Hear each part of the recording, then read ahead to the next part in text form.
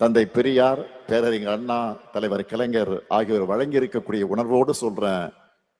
இந்த 1000 ரூபாய் என்பது ஒரு தொடக்கம் மட்டும்தான். 10 ஆண்டுகள் பாழ்படுத்தப்பட்ட தமிழ்நாட்டோட வளர்ச்சியை மீட்டெடுத்து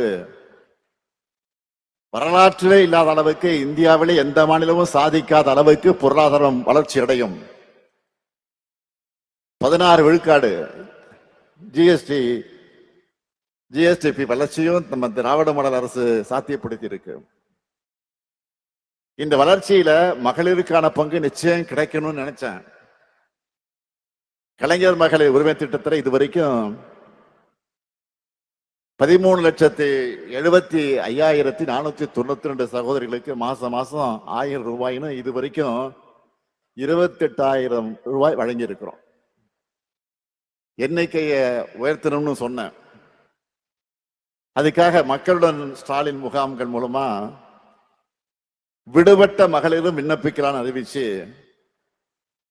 இன்னைக்கு காலையில 16,94,339 பேருக்கு அக்கௌண்ட்ல 1000 ரூபாய் போட்டுட்டோம். இனிமே தமிழ்நாட்டில் இருக்கிற 1,30,69,831 சகோதரிகளுக்கு 1000 ரூபாய் மாசம் தொடர்ந்து கிடைக்கும். தலைநிவரும் தமிழ்நாட்டில் பெண்கள் உயர்ந்து நடைபோட நிச்சயம் உரிமை தொகையும் உயரும், பெண்களுடைய உரிமையும் உயரும்.